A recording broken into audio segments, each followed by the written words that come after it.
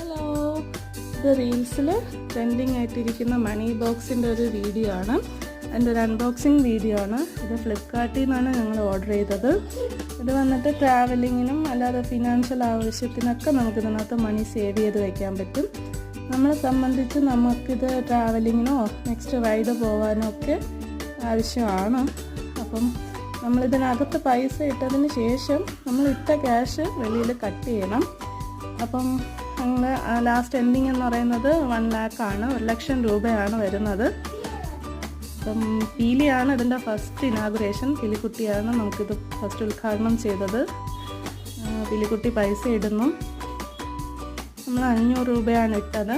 500 രൂപ ഇട്ടതിന് ശേഷം ആ 500 നമ്മളവിടെ കട്ട് ചെയ്യണം. അപ്പോൾ താങ്ക് യു.